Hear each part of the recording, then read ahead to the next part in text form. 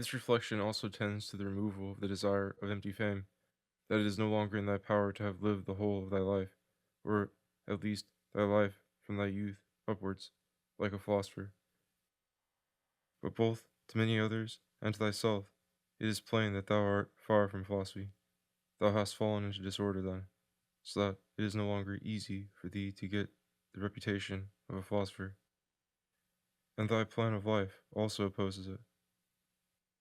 If then thou hast truly seen where the matter lies, throw away the thought, how thou shalt seem to others, and be content if thou shalt live the rest of thy life in such wise as thy nature wills. Observe then what it wills, and let nothing else distract thee, for thou hast had experience of many wanderings, without having found happiness anywhere, not in syllogisms, nor in wealth, nor in reputation, nor in enjoyment, nor anywhere. Where is it then? In doing what man's nature requires. How then shall a man do this, if he has principles from which come his effects and his acts? What principles? Those which relate to good and bad, the belief that there is nothing good for man which does not make him just, temperate, manly, free, and that there is nothing bad which does not do the contrary to what has been mentioned.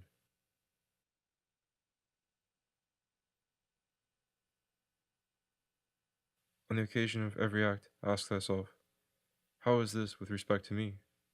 Shall I repent of it? A little time, and I am dead, and all is gone. What more do I seek? If what I am doing is the work of an intelligent living being, and a social being, and one who is under the same law with God.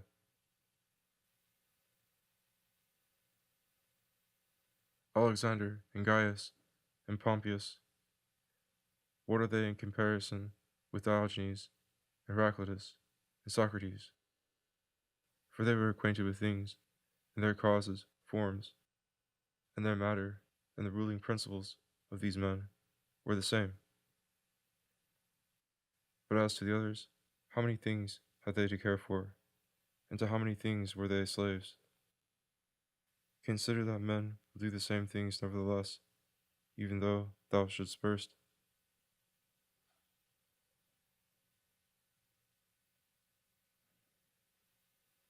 This is the chief thing. Be not perturbed, for all things are according to the nature of the universal, and in a little time thou wilt be nobody, and nowhere, like Hadrian and Augustus.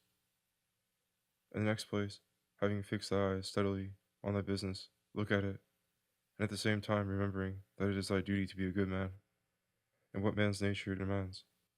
Do that without turning aside, and speak as it seems to thee most just. Only let it be with a good disposition, and with modesty, and without hypocrisy.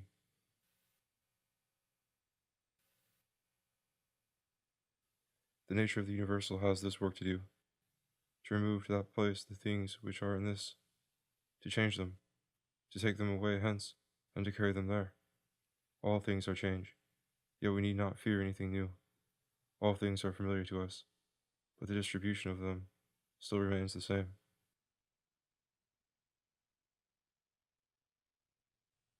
Every nature is contented with itself when it goes on its way well, and a rational nature goes on its way well,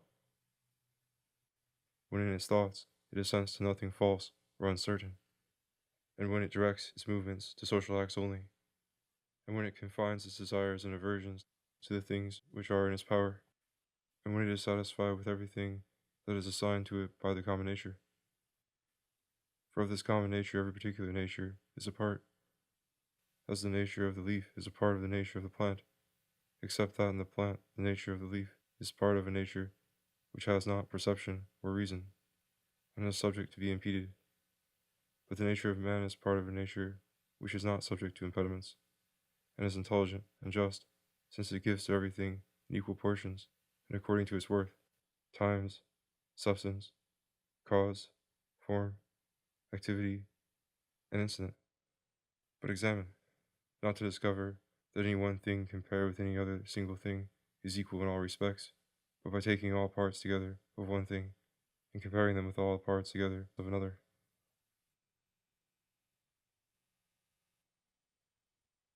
Thou hast not leisure or ability to read, but thou hast leisure or ability to check arrogance. Thou hast leisure to be superior to pleasure and pain.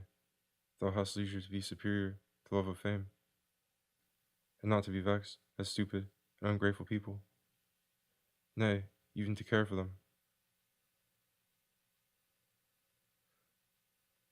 Let no man any longer hear thee finding fault with the court life or with thy own.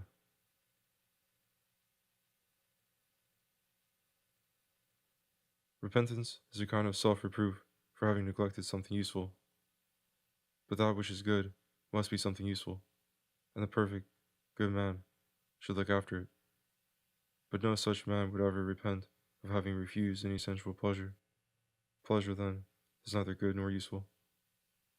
This thing, what is it in itself, in its own constitution? What is its substance and material? And what is causal nature or form? And what is it doing in the world? And how long does it subsist?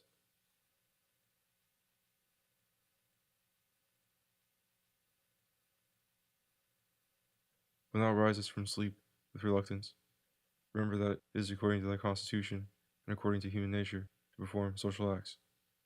But sleeping is common also to irrational animals. But that which is according to each individual's nature is also more peculiarly its own, and more suitable to its nature, and indeed also more agreeable.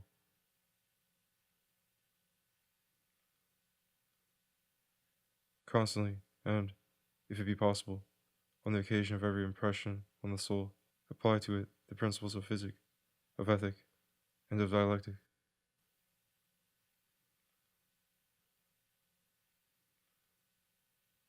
Whatever man thou meetest with, immediately say to thyself, what opinions has this man about good and bad? For if, with respect to pleasure and pain, and the causes of each, and with respect to fame and ignominy, death and life, he has such and such opinions, it will seem nothing wonderful or strange to me if he does such and such things, and I shall bear in mind that he is compelled to do so.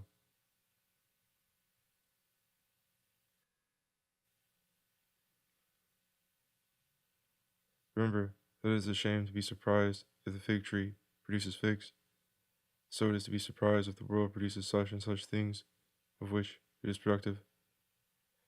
And for the physician and the helmsman, it is a shame to be surprised if a man has a fever, or if the wind is unfavorable.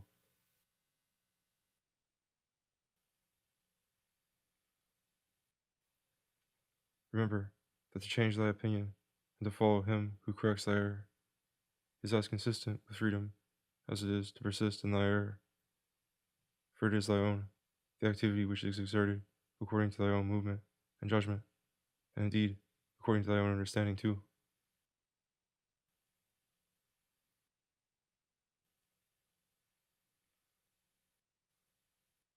If a thing is in thy power, why dost thou do it? But if it is in the power of another, whom dost thou blame?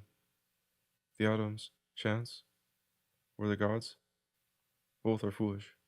Thou must blame nobody, for if thou canst, correct that which is the cause. But if thou canst not do this, correct at least the thing itself.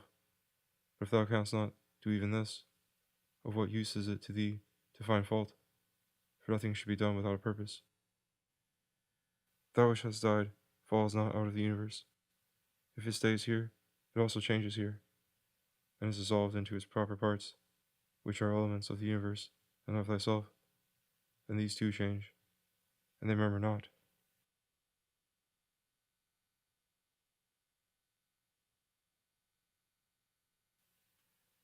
Everything exists for some end, a horse, a vine. Why dost thou wonder? Even the sun will say, I am for some purpose, and the rest of the gods will say the same.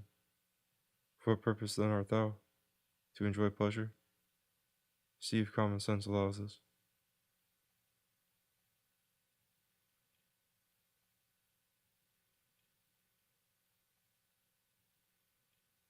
Nature must have regard in everything, no less to the end than to the beginning and the continuance, just like the man who throws up a ball. What good is it then for the ball to be thrown up, or harm for it to come down, or even to have fallen? And what good is it to the bubble while it holds together. What harm when it is burst? The same may be said of light also.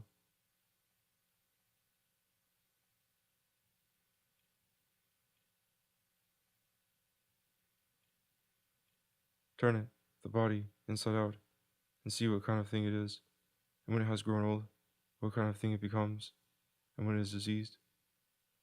Short lived are both the praiser and the praised, and the rememberer and the remembered, and all this is a nook in this part of the world. Not even here do all agree. No, not any one with himself, and the whole earth, too, is a point.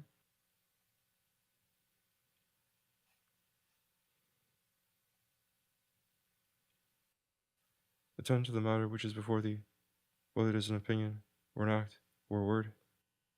Thou sufferest this justly, for thou choosest rather to become good tomorrow than to be good today.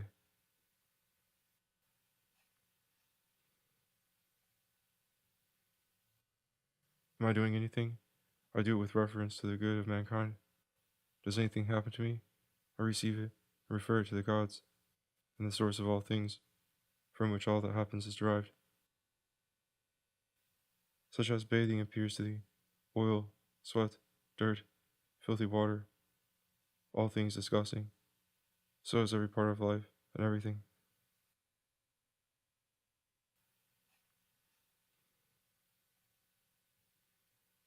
Lucilla saw Varus die, and then Lucilla died. Secunda saw Maximus die, and then Secunda died. Pinnacanus saw Didymus die, and Pinnacanus died. Antonius saw Faustina die, and then Antonius died. Such is everything. Caesar saw Hadrian die, and then Caesar died. And those sharp-witted men, are there seers or men inflated with pride? Where are they? For instance, the sharp-witted men, Charax and Demetrius, the Platonist, and Eudaemon, and anyone else like them, all ephemeral, dead long ago. Some indeed have not been remembered even for a short time, and others have become the heroes of fables, and again, others have disappeared, even from fables.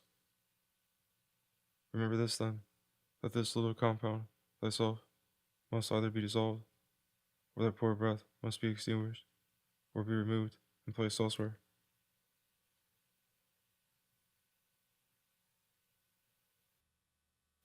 It is satisfaction to a man to do the proper works of a man. Now, it is the proper work of a man to be benevolent to his own kind, to despise the movements of the senses, to form a just judgment of plausible appearances, and to take a survey of the nature of the universe and of the things which happen in it.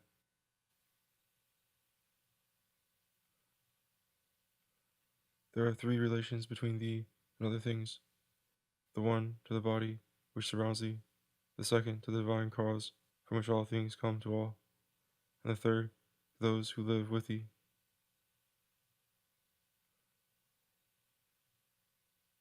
Pain is either an evil to the body, then let the body say what it thinks of it, or to the soul, but it is in the power of the soul to maintain its own serenity and tranquility, and not to think that pain is an evil.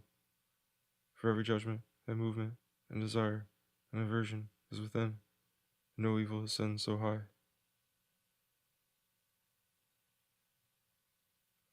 Wipe out thy imagination by often saying to thyself, now it is in my power to let no badness be in this soul, nor desire, nor any perturbation at all.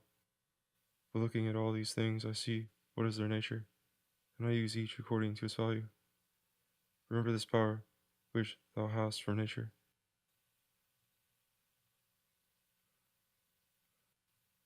Speak both in the Senate and to every man, whoever he may be, appropriately, not with any affectation. Use plain discourse.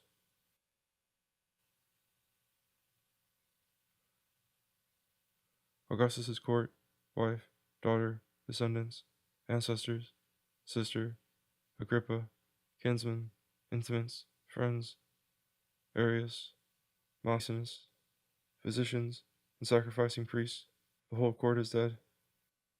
Then turn to the rest, not considering the death of a single man, but of a whole race, as of the Pompey, and that which is inscribed on the tombs, the last of his race.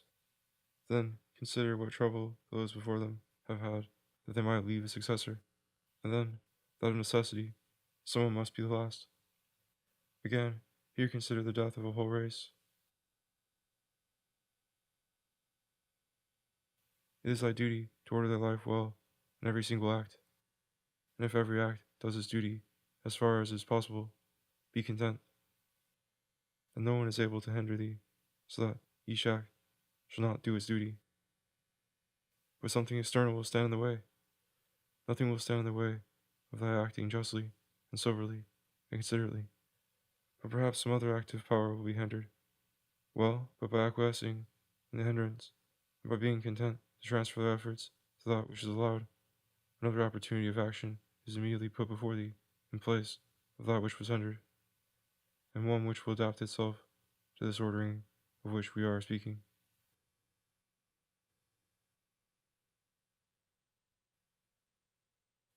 Receive wealth or prosperity without arrogance, and be ready to let it go.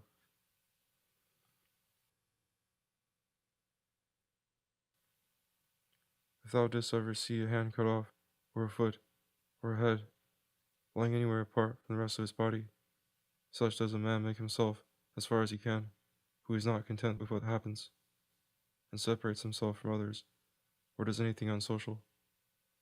Suppose that thou hast detached thyself from the natural unity, for thou wast made by nature apart, but how thou hast cut thyself off. Yet here there is this beautiful provision, that it is in thy power again to unite thyself. God has allowed this to no other part, after it has been separated and cut asunder, to come together again. But consider the kindness by which he has distinguished man, for he has put it in his power not to be separated at all from the universal.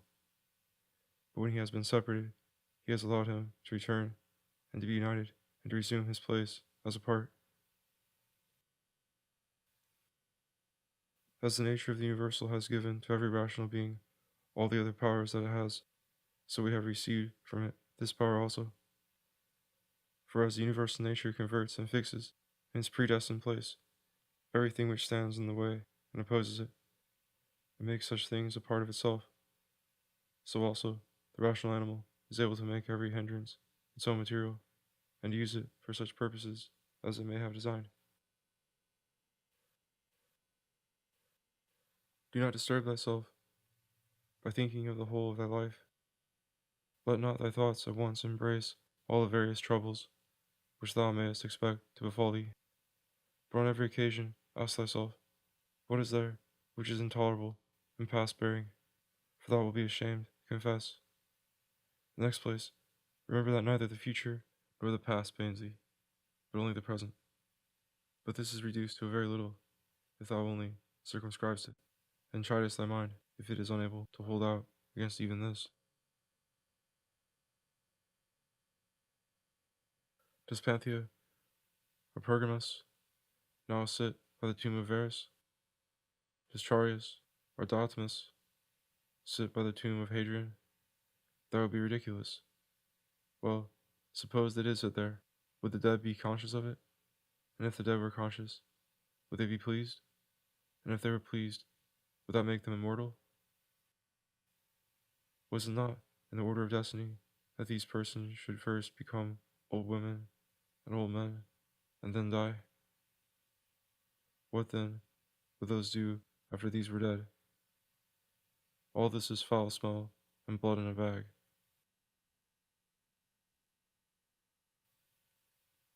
If thou canst see sharp, look and judge wisely, says the philosopher. In the constitution of the rational animal, I see no virtue which is opposed to justice, but I see a virtue which is opposed to love of pleasure, and that is temperance.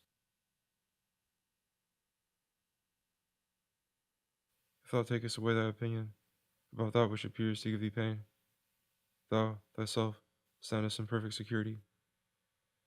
Who is the self? The reason. But I am not reason. Be it so. Let then the reason itself not trouble thee. But if any other part of thee suffers, let it have its own opinion about itself. Hindrance to the perceptions of sense is an evil to the animal nature. Hindrance to the movements, desires, is equally an evil to the animal nature. And something else also is equally an impediment and evil to the constitution of plants. So then, that which is a hindrance to the intelligence is an evil to the intelligent nature. Apply all these things, then, to thyself. Does pain or sensuous pleasure affect thee? The senses will look to that. Has any obstacle opposed thee in thy efforts towards an object? If indeed thou wast making an effort absolutely, unconditionally, or without any reservation, certainly this obstacle is an evil to thee, considered as a rational animal. But if thou takest into consideration the usual course of things, thou hast not yet been injured, nor even impeded. The things, however, which are proper to the understanding, no other man is used to impede. For neither fire, nor iron, nor tyrant, nor abuse touches it in any way. When it has been made a sphere, it continues a sphere.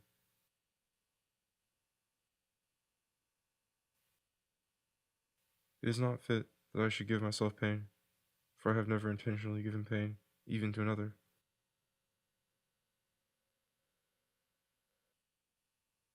Different things delight different people, but it is my delight to keep the ruling faculties sound, without turning away either from any man, or form, or any of the things which happen to men, but looking at and receiving all with welcome eyes, and using everything according to its value.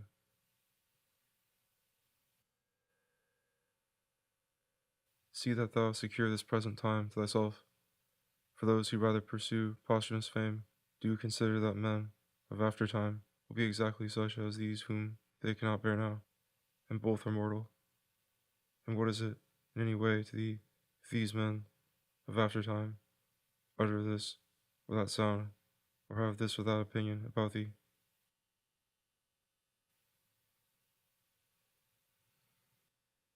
Take me and cast me where thou wilt, for there I shall keep my divine part tranquil, that is, content, if it can feel and act conformably to its proper constitution.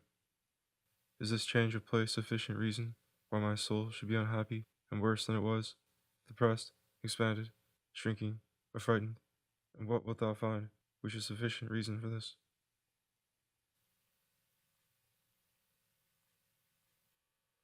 Nothing can happen to any man which is not a human accident, nor to an ox which is not according to the nature of an ox, nor to a vine which is not according to the nature of a vine, nor to a stone which is not proper to a stone. If then there happens to each thing both what is usual and natural, why shouldst thou complain?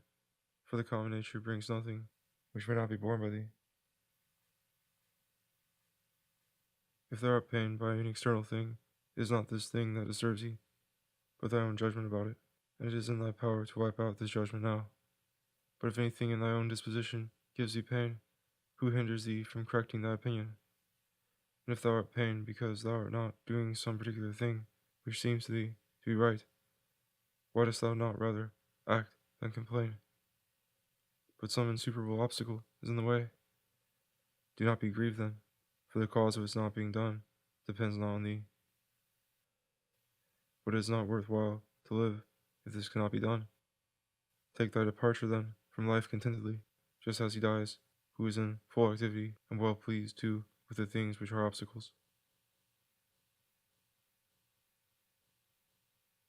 Remember that the ruling faculty is invincible. When self-collected, it is satisfied with itself. If it does nothing which it does not choose to do, even if it resist from mere obstinacy, what then will it be when it forms a judgment about anything aided by reason and deliberately?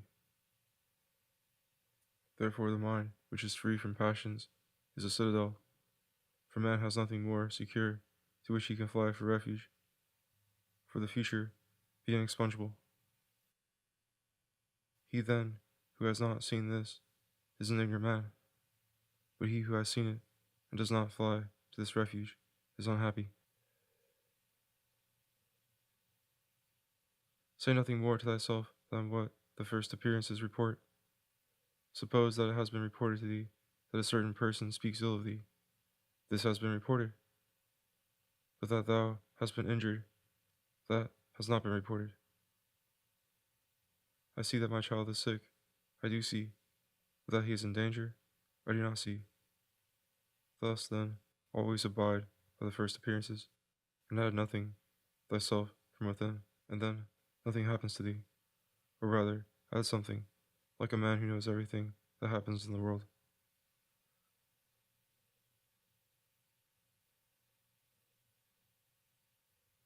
A cucumber is bitter, throw it away. There are briars in the road, turn aside from them. This is enough. Do not add. And why were such things made in the world? For thou wilt be ridiculed by a man who is acquainted with nature, as thou wouldst be ridiculed by a carpenter and shoemaker, if thou didst find fault because thou seest in their workshop shavings and cuttings and the things which they make. And yet they have places into which they can throw these shavings and cuttings, and the universal nature has no external space. But the wondrous part of her art is that though she has circumscribed herself, everything within her which appears to decay and to grow old and to be useless, she changes into herself, and again makes other new things from these very same, so that she requires neither substance from without, nor wants a place into which she may cast that which decays. She is content, then, with her own space, and her own matter, and her own art.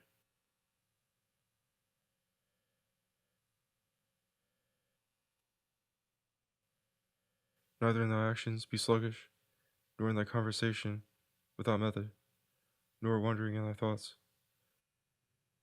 nor let there be in thy soul inward contention, nor external effusion, nor in life be so busy as to have no leisure. Suppose that men kill thee, cut thee in pieces, curse thee. What, then, can these things do to prevent thy mind from remaining pure, wise, sober, just?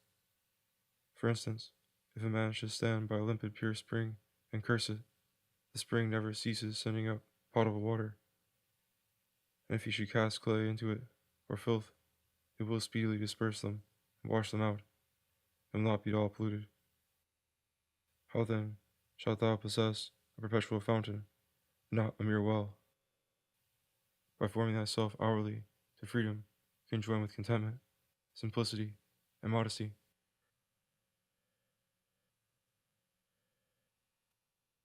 He who does not know what the world is, does not know where he is. And he who does not know for what purpose the world exists, does not know who he is, nor what the world is. But he who has failed in any one of these things cannot even say for what purpose he exists himself. What then dost thou think of him who avoids or seeks the praise of those who applaud, of men who know not either where they are or who they are?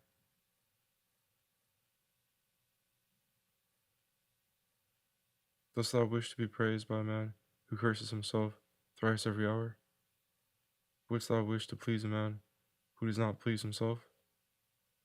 Does a man please himself who repents of nearly everything that he does? No longer let thy breathing only act in concert with the air which surrounds thee, but let thy intelligence also now be in harmony with the intelligence which embraces all things.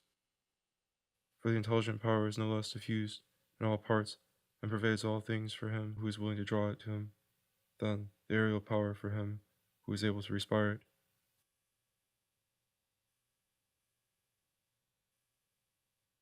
Generally, wickedness does no harm at all to the universe, and particularly the wickedness of one man does no harm to another.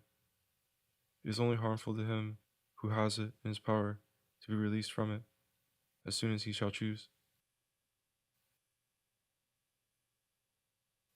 To my own free will, the free will of my neighbor is just as indifferent as his poor breath and flesh. For though we are made especially for the sake of one another, still the ruling power of each of us has its own office. For otherwise, my neighbor's wickedness would be my harm, which God has not willed, in order that my own happiness may not depend on another. The sun appears to be poured down, and in all directions, indeed, it is diffused. yet it is not effused. For this diffusion is extension. Accordingly, its rays are called extensions, actines, because they are extended apto ectinestat. But one may judge what kind of a thing a ray is if he looks at the sun's light passing through a narrow opening into a darkened room, for it is extended in a right line, and as it were, is divided when it meets with any solid body which stands in the way and intercepts the air beyond.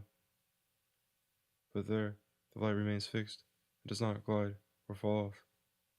Such, then, ought to be the outpouring and diffusion of the understanding, and it should in no way be an effusion, but an extension, and it should make no violent or impetuous collision with the obstacles which are in its way, nor yet fall down, but be fixed and lighten that which receives it. For a body will deprive itself of the illumination if it does not admit it. He who fears death either fears the loss of sensation or a different kind of sensation. But if thou shalt have no sensation, neither wilt thou feel any harm. If thou shalt acquire another kind of sensation, thou wilt be a different kind of living being, and thou wilt not cease to live. Men exist for the sake of one another. Teach them, then, or bear with them. In one way, an arrow moves, another way, the mind. The mind, indeed, both when it exercises caution and when it is employed about inquiry, moves straight onward, not the less, and to its object. Enter into every man's ruling faculty, and also let every other man enter into thine.